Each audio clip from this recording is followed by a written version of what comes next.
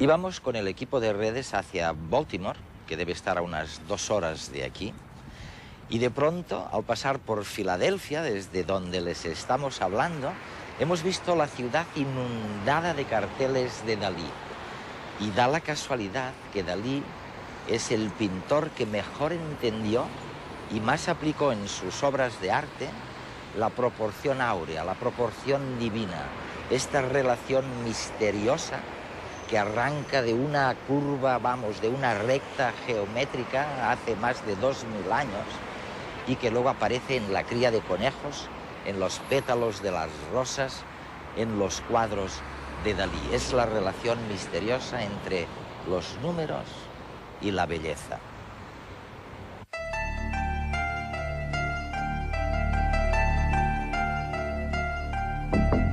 Mario Livio es director del instituto que gestiona el telescopio Hubble.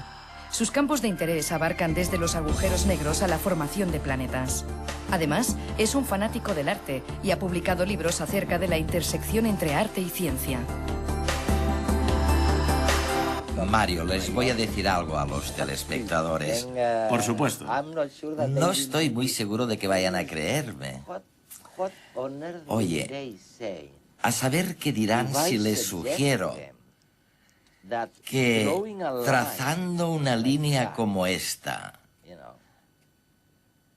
así, tal y como hizo el inventor de la geometría hace más de 2000 años, y luego creando una proporción aquí, por ejemplo, si les digo a mis telespectadores que esta línea, trazada hace más de 2000 años, Sí. de aquí surge una proporción que luego la encontramos en las galaxias, Sí. en los pétalos de las rosas, en los cuadros e incluso en las pirámides, parece ser. Es sorprendente, ¿verdad? Increíble. Sí, por este motivo mis editores, cuando escribí el libro, hablaron de el número más asombroso del mundo. Es decir, resulta increíble que a partir de algo tan simple como lo que has demostrado que hizo Euclides en el año 300 a.C., se descubriera un número que luego aparece en las plantas, en las galaxias, en la bolsa. Pero eso fue lo que pasó.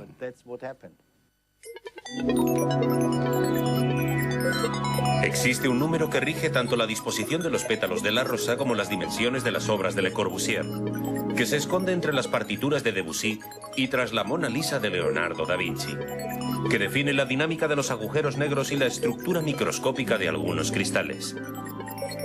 Si quiere saber qué número es, siga las siguientes instrucciones, son muy sencillas. A partir de cualquier número, súmele el siguiente en orden ascendente. Empezaremos, por ejemplo, a partir del 0. Obtendrá una secuencia numérica infinita formada por números cada vez más grandes. ¿Y dónde está ese misterioso número del que hablábamos? Dividiendo cada término entre el anterior.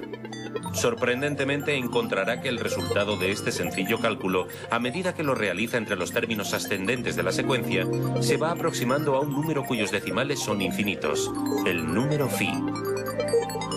El descubrimiento de este extraño fenómeno matemático se lo debemos al italiano Leonardo Pisano, más conocido como Fibonacci, a principios del siglo XIII. Sin embargo, el número phi ya había sido definido por el griego Euclides 1500 años antes. Para ello, Euclides se sirvió de una recta imaginaria. Imaginó un punto concreto, un punto que dividiese la recta en dos segmentos más pequeños. Ambos debían tener una proporción concreta que se definía de la siguiente manera. La relación entre el segmento mayor y la recta debía ser la misma que la del segmento menor y el mayor. Y la división de ambas longitudes, independientemente del tamaño de la recta inicial, daba lugar a un número, el número phi, que definía una proporción, la que se ha dado en llamar divina proporción. Su divinidad es un atributo otorgado por otro matemático italiano, Luca Pacioli, en el siglo XV. Divina por encontrarla en los más diversos lugares de la naturaleza y en las más excelsas obras de arte. El hombre no solo la ha descubierto, sino que se ha valido de ella para la creación estética. Un ejemplo de creación geométrica es el rectángulo áureo, construido a partir de dos segmentos cuya proporción es phi. Por otra parte, en el pentágono regular se esconde esta misma proporción. La relación entre sus lados y diagonales está definida también por el número phi. En el interior de esta figura encontramos el triángulo áureo. Pero la geometría nos depara más sorpresas. Y es que cuando se dividen ambas figuras, rectángulo y triángulo, obteniéndose progresivamente rectángulos y triángulos áureos más y más pequeños, en su interior se va configurando una misma figura, una espiral logarítmica. No se extraña a estas alturas de que las propiedades de esta se asocien también con phi y que se encuentre en los más variados lugares de la naturaleza. ¿Cuál es el posible origen de esta proporción? ¿Era algo que estaba escondido en la naturaleza, en las leyes físicas, o se inventó? Creo que todo empezó con las cosas que tienen que ver con la simetría pentámera, ¿sabes? Como la estrella de 5 puntas, por ejemplo, también llamada pentagrama. Pentagrama. Sí, si miras a este tipo de estrella, a todos nos gusta. La bandera de Estados Unidos tiene 50 estrellas de este tipo, y bueno, a todos los discípulos de Pitágoras les gustaba mucho esta estrella, porque les gustaba mucho el número 5. El 5 era el número del amor, del matrimonio, y utilizaban dicha estrella como símbolo de su hermandad. Pues bien, en una estrella de este tipo, si miramos, bueno, si tomamos uno de los triángulos y consideramos la proporción de la longitud del lado del triángulo hasta la base del triángulo, eso es exactamente la proporción o sección áurea. Y cada vez que miramos un pentágono, por ejemplo, si tomamos un pentágono y trazamos una diagonal en dicho pentágono, la proporción de la diagonal al lado del pentágono es la proporción áurea. 1.61. Sí, 1.618, sí. Este es el número de oro, la proporción áurea. Los propios griegos, para poder dibujar un pentágono o una estrella de 5 puntas, tuvieron que definir esta proporción áurea, y por ello Euclides lo definió con tanta precisión, con esta línea que dividió en 2 partes. La secuencia de Fibonacci no es solo un fenómeno matemático curioso con el que sorprender a sus amistades. La relación entre números que establece se encuentra a nuestro alrededor de manera natural. En un problema de cría de conejos, por ejemplo. Si se encierra una pareja en un lugar aislado, sabiendo que cada mes tendrán una pareja de descendientes que tardarán otro mes en poder procrear. El primer mes tendremos una pareja, el segundo mes 2, el tercero 3, el cuarto 5 y el quinto 8. Y así, sucesivamente. En la disposición ramificada de flores y árboles encontraremos también esta secuencia. También en los puntos de un tallo en que se insertan hojas y ramas. Pero la relación entre la botánica y Fibonacci no se queda ahí. La mayoría de flores poseen 2, 3, 5, 8, 13, 21, 34, 55 u 89 pétalos. Extraño, ¿verdad? Y es que en la mayoría de especies vegetales, la cantidad de hojas necesarias para dar un giro completo al tallo sigue números de Fibonacci. Puede darse con 2 hojas y un único giro sobre el tronco, o con 3 hojas. También con 5 hojas y 2 vueltas completas al tronco, o con 8 hojas y 3 vueltas, e incluso con más. Todos números de Fibonacci.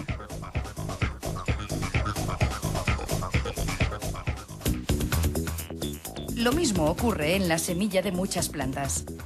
El ángulo que separa a cada uno de los brotes consecutivos que surgen de ella es el resultado de la división de un círculo completo, 360 grados entre phi.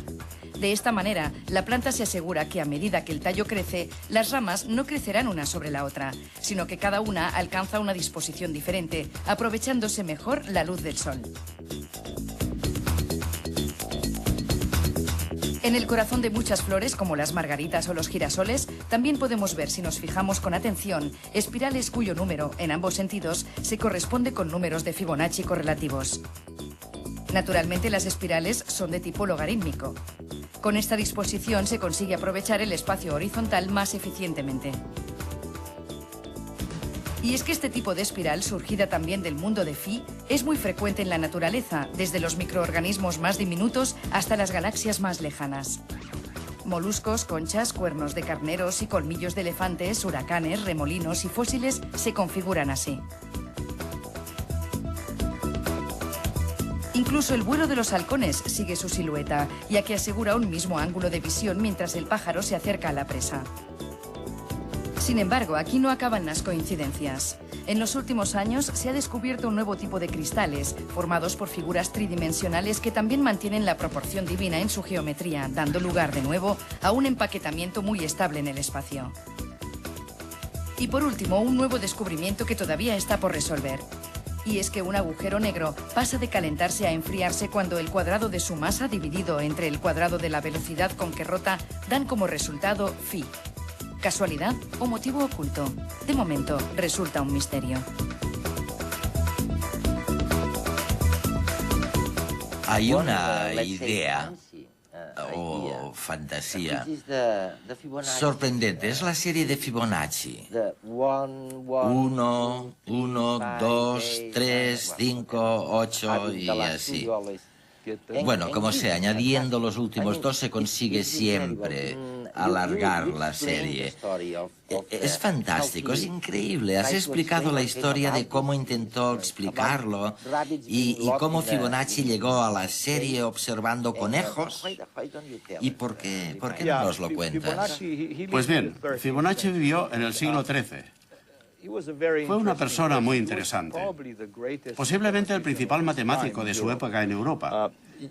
Cabe recordar que por aquel entonces en Europa se utilizaban todavía los números romanos, aunque los hindúes y los árabes ya utilizaban los números indoarábigos. Y de hecho adoptó como misión introducir los números indoarábigos en Europa, porque calcular con números romanos no era una tarea sencilla. Y escribió un libro llamado Liber Abaci, en el que se solucionaban muchos problemas. Uno de ellos es el problema sobre los conejos que mencionas. Que si encierras una pareja de conejos, al cabo de un mes tendrán un conejo que a partir del mes siguiente también tendrá nuevas crías de conejo cada mes.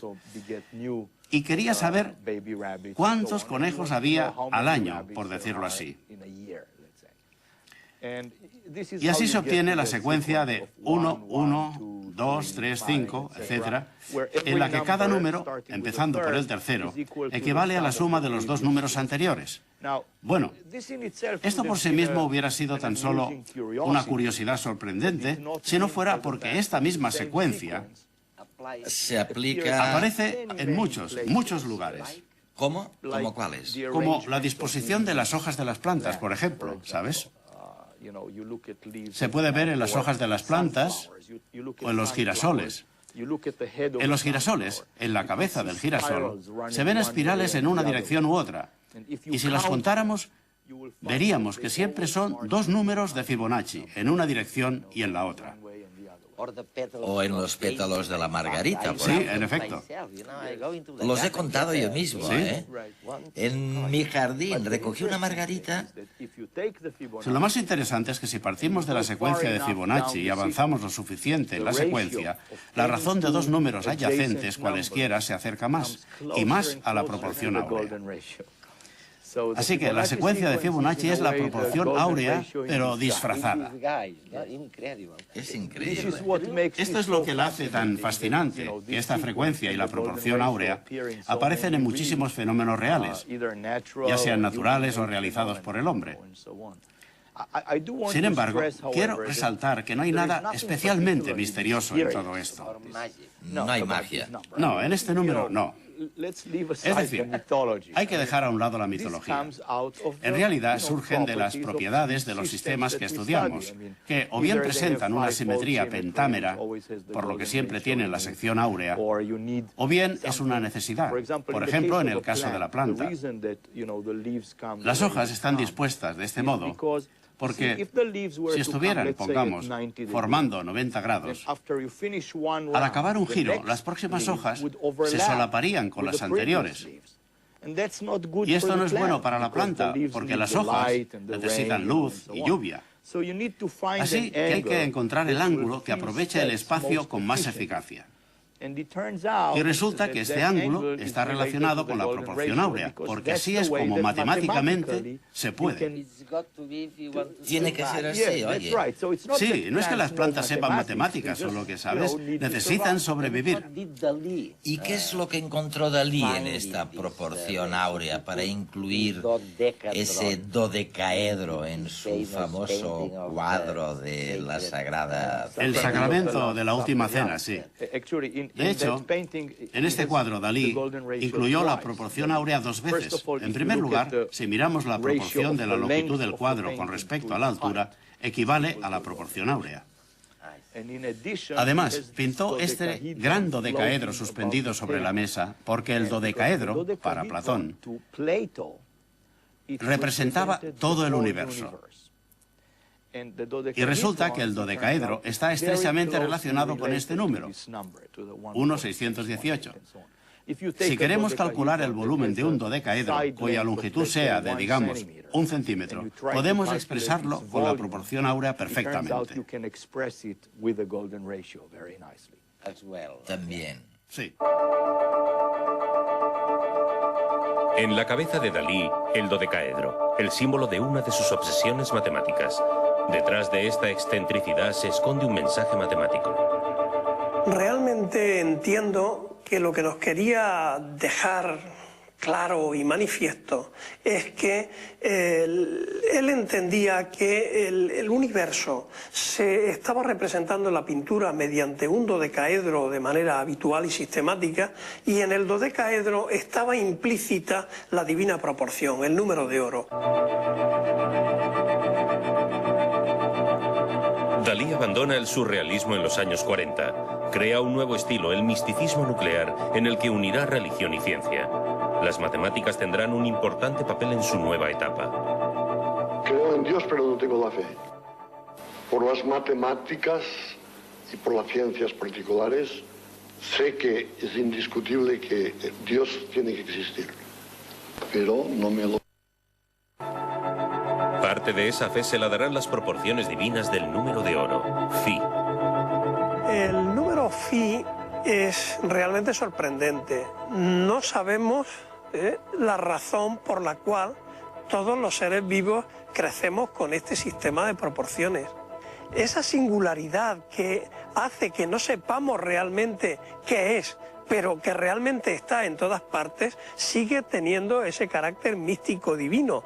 De ahí que aparezca como divina proporción. Y probablemente por eso Dalí hace esta afirmación. Por eso yo ahora, que voy siempre a contrapelo de mi época, estoy buscando el arquetipo vitruniano, que después lo pasó a Lucas Pacioli, de la Divina Proporción. La obra de Pacioli, el autor renacentista que escribió el Tratado de la Divina Proporción, le apasiona, pero quien realmente le enseña a aplicar el número de oro es un matemático rumano, Matila Jica. Salvador Dalí conoce en Estados Unidos, en una de sus estancias en los años 40 del siglo XX, conoce a un matemático rumano llamado Matila Jica. Además de matemático, era filósofo, y este personaje fue el que retomó la obra que se había perdido a lo largo de la historia de Luca Pacioli sobre la Divina Proporción. En Estados Unidos pintará el primer cuadro en el que aplica la Divina Proporción. Utilizará la división en rectángulos áureos y trazará la espiral de Durero. Así surge la semitaza volante con anexo inexplicable de 5 metros de longitud. El matemático Jica le enseña más formas para representar el número de oro. Una de ellas es la estrella pentagonal, el símbolo de los pitagóricos, una figura geométrica en la que el número de oro tiene gran presencia. Por ejemplo, la relación entre la diagonal del pentágono y su lado es el número de oro. Los segmentos AB y BC dan también el número de oro. Entre BD y DE también existe la divina proporción. El cálculo puede ser infinito. Así pues, la figura más divina es la que Dalí escoge para representar a su propia divinidad, Agala. En la parte inferior del cuadro, Dalí deja constancia de su intención anotando los cálculos de phi.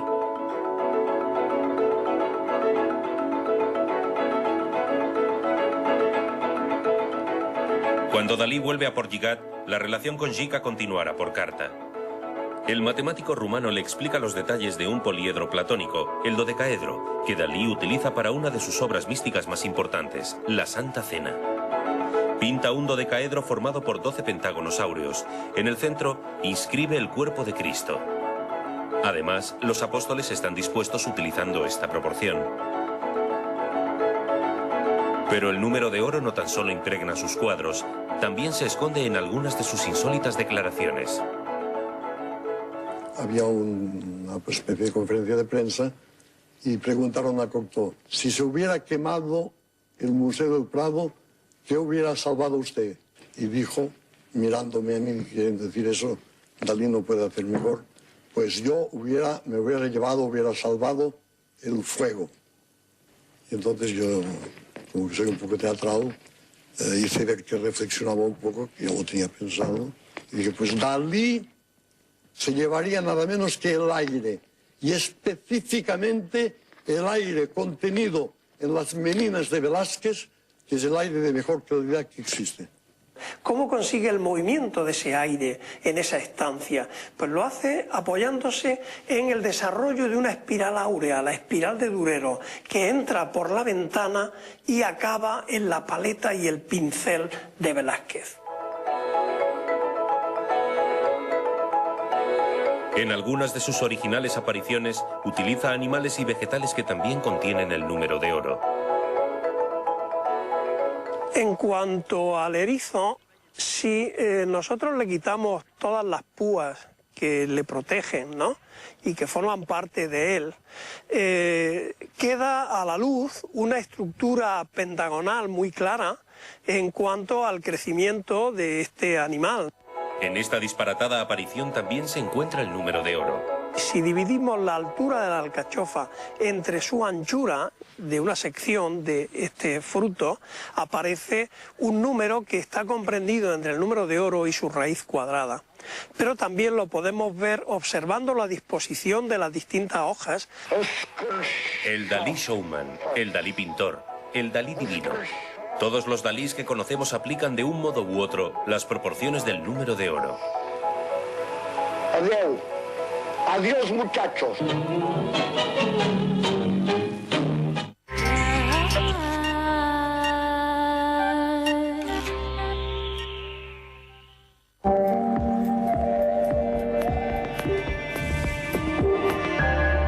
Dependiente en la 2.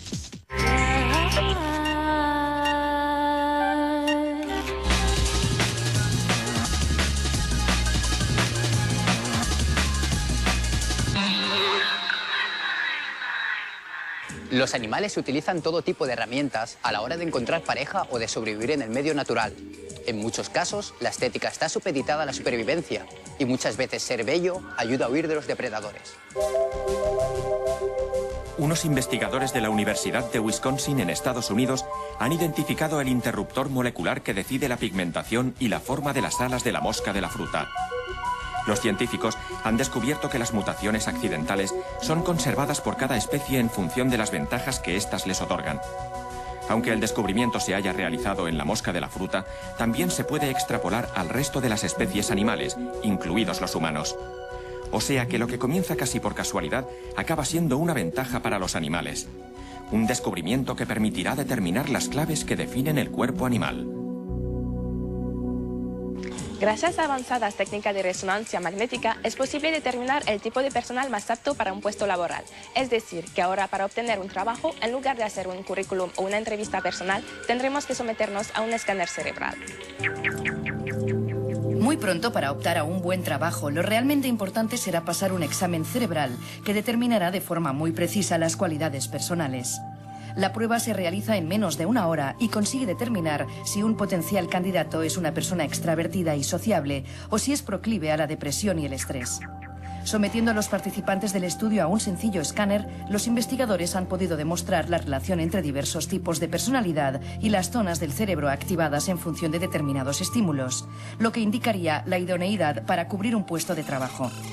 De todas maneras, los científicos precisan que aunque las imágenes cerebrales pueden reflejar una personalidad, nunca predecirán con exactitud la conducta futura. Los problemas de circulación pueden acabarse muy pronto.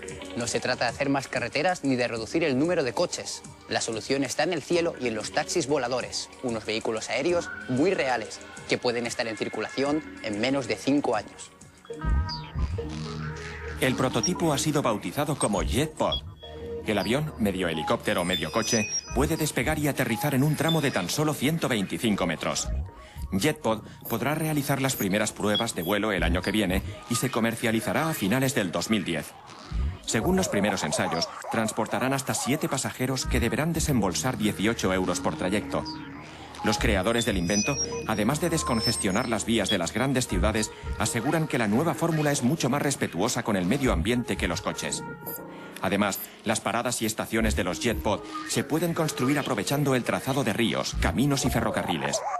Otra ventaja es que se trata de una tecnología ultraligera, con mucha capacidad de aceleración y muy silenciosa. Un gesto tan banal como reciclar una caja de medicamentos puede evitar la tala de un árbol. Gracias a todos los envases de fármacos que se reciclaron el año pasado, se ha evitado la destrucción de 5.000 árboles en el territorio español. Además de impedir la tala de 5.000 árboles, la iniciativa de recuperar envases y restos de medicamentos ha permitido generar suficiente energía como para que funcionen 40 colegios a lo largo de un año entero. El sector farmacéutico recogió en 2004 1.700 toneladas en los contenedores situados en las farmacias y en los centros hospitalarios de atención primaria. Estas cifras indican que se recogieron 3 kilos de residuos al mes por cada habitante. Del total de envases se logra reciclar en torno al 30%, mientras que los fármacos que no se pueden separar del envoltorio, como jarabes o pomadas, se destinan para generar energía. Para optimizar el reaprovechamiento, siempre se tienen que reciclar los fármacos con envase y prospecto incluido.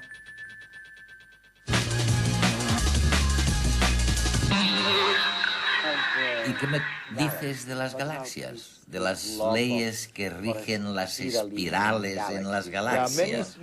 Muchas galaxias tienen formas espirales. Por ejemplo, detrás de ti puedes ver la galaxia M51 con esta forma. Muchas galaxias, incluida la nuestra, la Vía Láctea, tienen forma espiral. Esta espiral recibe el nombre de espiral logarítmica, puesto que tiene la propiedad de que en movimiento crece de un modo concreto.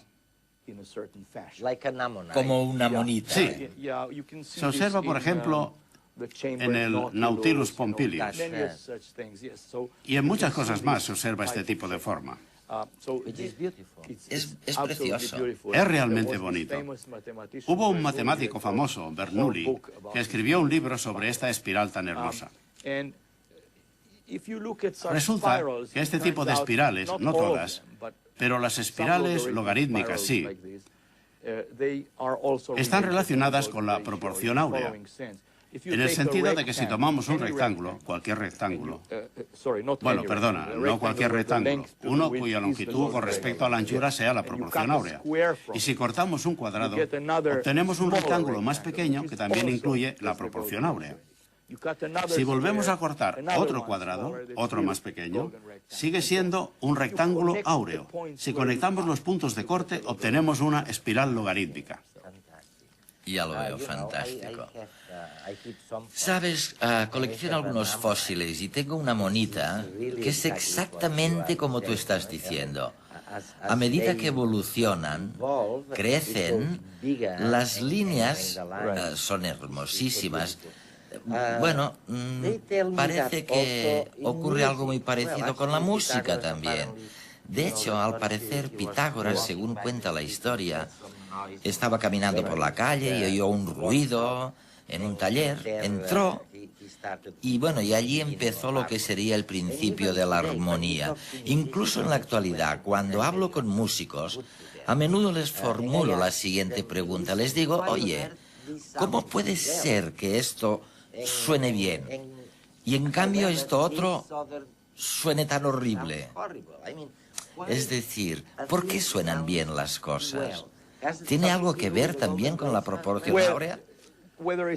Que algo suene bien o mal no está directamente relacionado con la proporción áurea. Es decir, lo que al parecer descubrió Pitágoras fue que, a partir de frecuencias con proporciones de números simples, como por ejemplo del 2 al 3 y del 1 al 4, obteníamos sonidos consonantes, que nos sonaban bien. Mientras que las frecuencias que no estaban en proporciones de números simples nos sonaban disonantes. Sin embargo, se ha sugerido que algunos compositores utilizaron la proporción áurea en su música. Por ejemplo, se ha dicho que Bartók compuso sus obras de tal modo que si contamos los compases desde, pongamos, el inicio de la pieza y un momento en el que se produce un cambio, y luego hasta el final, el número de compases responde a la proporción áurea. Creo que los indicios sobre Bartók no son muy convincentes. Me parecen más convincentes las pruebas sobre Debussy. Sí, por lo visto Debussy sí lo hizo. Debussy conocía a un grupo de pintores llamados Les Navires, y ellos conocían la sección áurea y hablaban a menudo del tema. Así que él posiblemente habló de ello. Y también escribió una vez una carta a su editor y le dijo: en la obra que te he mandado falta un compás, pero es muy importante para el número de oro, así que tal vez lo utilizara en su música.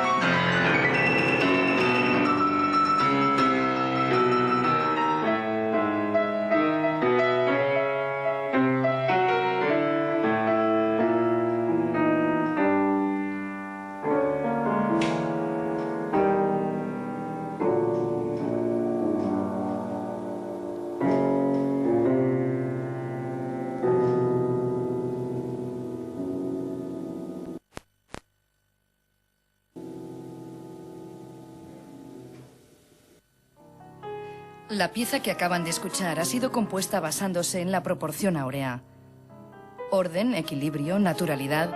Así define Daniel Figels la sensación que produce escuchar una composición creada según esta proporción. La pieza que he titulado Entropía se divide en dos partes, una que le he titulado Orden y otra Desorden. Y en la de Orden, para encontrar esta idea, he querido utilizar la proporción áurea para situar el clímax de la parte. Este clímax se produce a partir de una crescendo de intensidad y de rítmica, como se puede observar.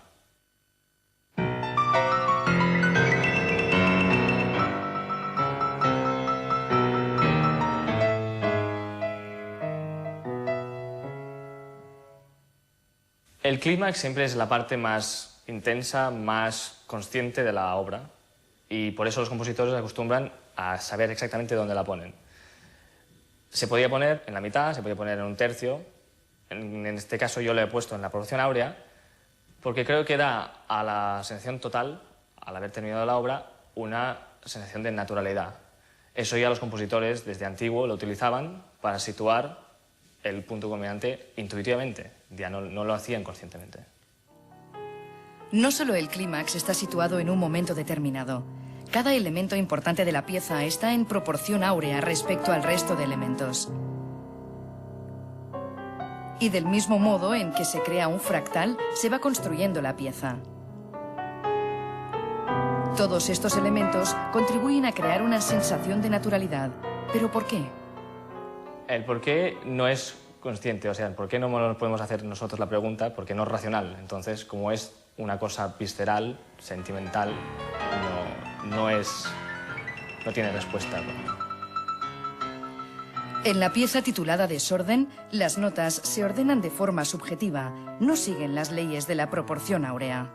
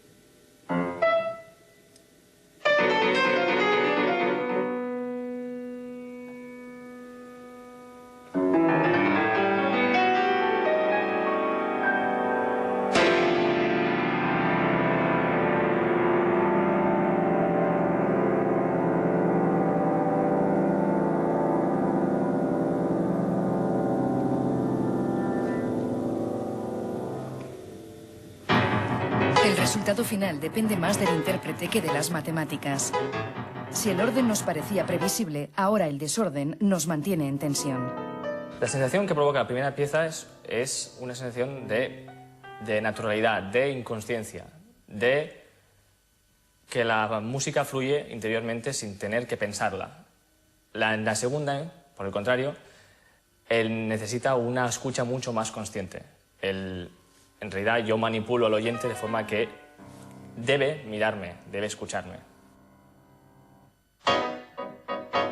O sea que si los números se pueden utilizar para expresar algo tan maravilloso y sofisticado como la armonía de la música, parecería lógico entonces que los números pudieran utilizarse para expresar las leyes físicas, las leyes naturales. Esto es lo que decía Pitágoras, fue el primero en decirlo. Según él, todo es número. Y de hecho utilizamos las matemáticas. Trabajo con el telescopio espacial Hubble. Soy un teórico que intenta explicar el universo. Y utilizamos las matemáticas para explicar el universo. Nos valemos de fórmulas matemáticas. En cierto modo, esto ha sido un misterio que muchos se han planteado a lo largo de los siglos. Desde Galileo a Eugene Wigner, todos se preguntaban, ¿por qué tienen tanta fuerza las matemáticas que, si queremos explicar el universo, si queremos explicar la bolsa, la sociología, la música, utilizamos para ello las matemáticas? Es una pregunta muy complicada. La siguiente pregunta entonces sería, ¿qué pasa con la posibilidad de que el total de estas matemáticas no sea más que una invención humana, algo que solo surge de nuestra cabeza? O bien se trata de algo permanente, que existe ahí fuera. Es decir, ¿hemos inventado las matemáticas o las hemos descubierto? Pues bien, Galileo pensaba que las habíamos descubierto. Galileo creía que las matemáticas constituían el lenguaje del universo y que únicamente las descubríamos en el universo. Eso creía. E incluso hoy hay algunos físicos que conozco que siguen pensando que es un descubrimiento.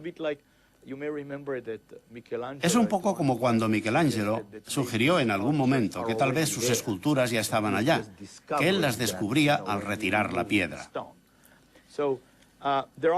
Por otro lado, hay quien piensa que las matemáticas son íntegramente una invención de la mente humana y que no existe fuera del cerebro humano. Pero entonces la pregunta es, muy bien, ¿y por qué funcionan tan bien? Bueno, esta gente te diría que funcionan bien porque lo que sucede es que los matemáticos inventan teorías matemáticas Y los físicos, por así decirlo, escogen entre dichas teorías las que funcionan y las mejoran continuamente. Así que es algo parecido a una selección natural de ideas en lugar de especies, ¿entiendes? Sí. Tal vez esa sea la respuesta, pero yo creo que la respuesta se inscribe en algún punto entre estos dos extremos. Algo en medio, ¿no?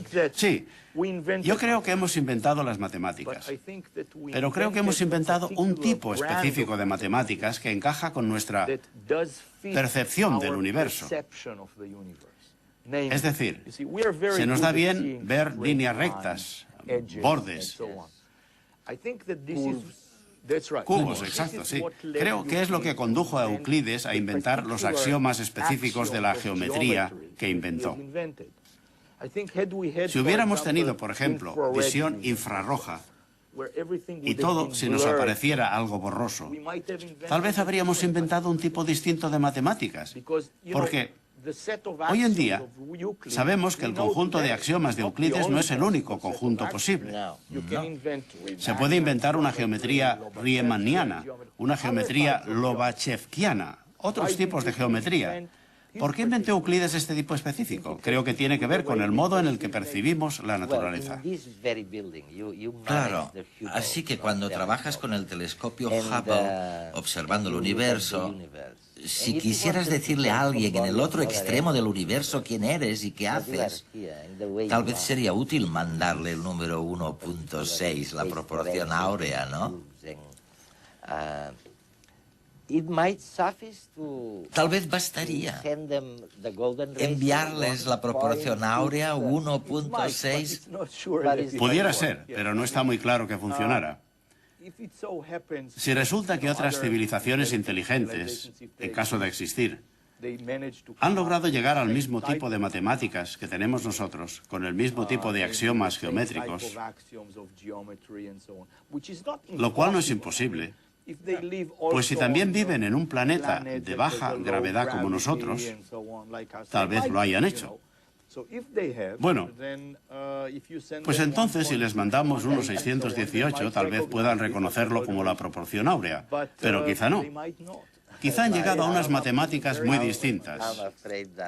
Me parece que no lo entenderían, seguramente tengan otra concepción muy distinta del universo, ¿no?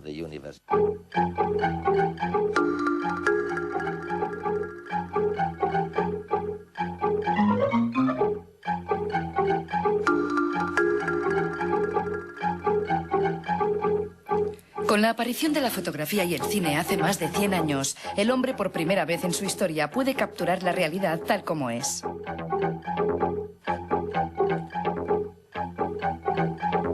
Cuando los hermanos Lumière filmaron estos planos, estaban también encuadrando la escena, tratando de guardar unas proporciones estéticas.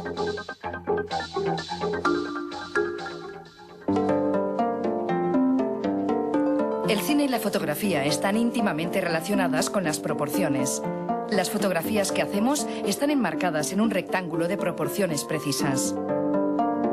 La pantalla de nuestro televisor y la proyección en una sala de cine tienen unas dimensiones que no son fruto de la casualidad. ¿Pero tendrán alguna relación con la proporción áurea?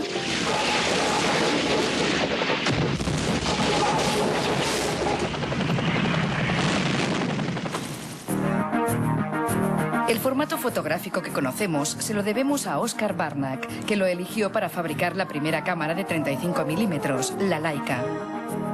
El negativo de proporción 3:2 o 24:36 nos ha acompañado desde entonces y tal vez su similitud con la razón áurea sea algo más que una casualidad.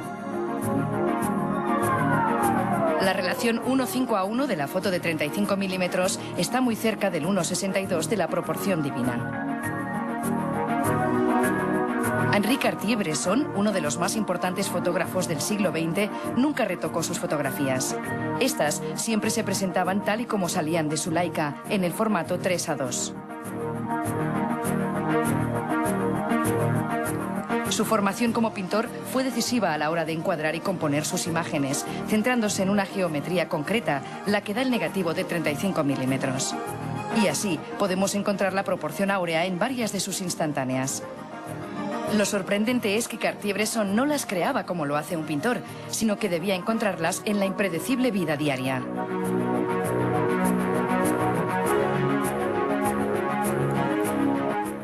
El cine surgió del mismo negativo de 35 milímetros, pero cada fotograma era la mitad que en fotografía. Así surgió el formato 1:33:1 o 4 tercios en las proyecciones del primer cine y de la mayoría de televisores.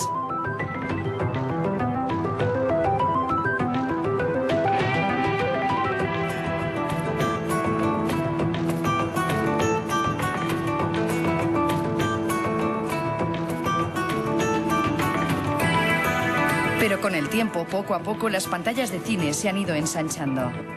Y en cierta manera es lógico, ya que la situación de nuestros ojos en un plano horizontal hace que tendamos a una visión panorámica de las cosas. Formatos superpanorámicos como el CinemaScope nacieron para resaltar la espectacularidad de las escenas en las grandes salas de cine. Y en los últimos años se ha ido imponiendo el 1:85:1 bajo la influencia de la Academia de Hollywood. Sin embargo, el formato cinematográfico que más se acerca a la razón áurea es el 1:66:1, muy utilizado en el cine europeo de las últimas décadas.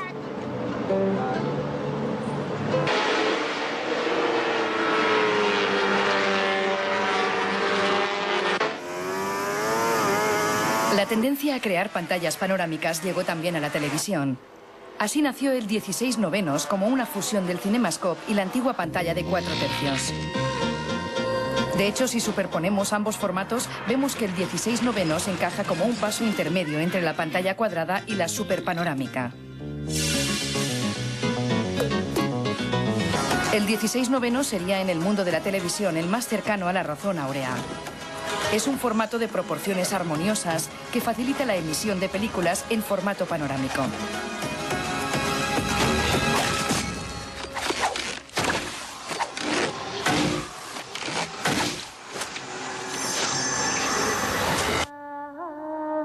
En redes lo utilizamos recortando la imagen con 2 franjas. El 16:9 es un formato de futuro que se consolidará definitivamente con la llegada de la televisión de alta definición. Tú dices que la mente del hombre primitivo, nuestros antepasados, probablemente su cerebro funcionaba por contrastes. Veían un lobo, uno solo, y esto lo distinguían muy bien de una manada de lobos. Establecían un contraste entre uno y una manada. Solo mucho más tarde empezaron a emprender, a imaginar las similitudes. Dos brazos, dos piernas. Eso mismo. Es casi seguro que fue así. Al principio se trataba de pura supervivencia. Querían saber, ¿estoy viendo un león aquí o 10 leones, muchos leones? Bueno, 10 no utilizaban el 10. Uno o muchos leones. Querían establecer este contraste. Pero con el tiempo empezaron a entender que tanto si hablamos de 2 manos, de 2 estrellas, de 2 lobos, de 2 cosas cualesquiera, en realidad todos son manifestaciones de lo mismo, del número 2. Sí. Fue necesario un cerebro mucho más avanzado para entender que todas estas cosas distintas eran en realidad el número 2. Y el 2 fue fácil relativamente, porque miraban al resto de personas y también tenían 2 manos, 2 senos, 2 ojos. Así que es probable que lo primero que aprendieran fuera 1, 2 y luego muchos. Claro, antes de pasar al 3. Exacto, al 4, etc. Hay un neurocientífico que abordó la prehistoria del cerebro, que la estudió y afirmó algo muy parecido a lo que estás comentando, desde otra óptica. Dijo que se tardó muchísimo tiempo, no solo años, sino millones de años, tal vez, en que la gente alcanzara esa capacidad metafórica. Exacto. La capacidad de juntar una cosa con otra. Tal cual, tal cual. Sí, es exactamente lo mismo. Es lo que quiero decir. Entender que 2 manos o 2 perros representan ambos al número 2. Eso es. Has mencionado el 10 hace unos segundos. Sabes que para nosotros, y estoy seguro de que al público le ocurre lo mismo, resulta inconcebible que no todo el mundo haya utilizado el 10 como base. Nosotros decimos que 10 unos son 10. 10 dieces, 100. Claro. Pero muchas civilizaciones han funcionado de un modo muy distinto, ¿no? Ciertamente. Nosotros utilizamos el 10 porque tenemos 10 dedos, es algo obvio. Cuando la gente empezó a querer contar, lo hicieron con los dedos de las manos, pero también había quien utilizaba los dedos de los pies, por lo que usaban el 20. En francés 80 se dice 80, es decir, 4 20, y en Europa occidental el 20 se usaba bastante. Hubo otras civilizaciones que tomaban como base el 5. Los antiguos babilonios utilizaban el 60. El 60 resulta algo desconcertante, pero seguimos usándolo. Por ejemplo, en los 60 minutos que forman la hora. Seguimos utilizando el 60 para medir ángulos, los ángulos de un círculo. ¿Cómo llegaron al 60? El 60 es muy raro, si nos paramos a pensarlo. La respuesta que más me convence es que fue una mezcla de dos civilizaciones. Una que tal vez utilizaba el 5 y la otra el 12. Los que utilizaban el 12 lo hacían porque contaban así. Consideraban que cada dedo tenía 3 partes y lo contaban de este modo: 1, 2, 3, 4, 5, 6, 7, 8, 9. Así que una civilización utilizaba el 12, la otra el 5, y al combinarse llegaron al 60. 12 por 5 equivale a 60.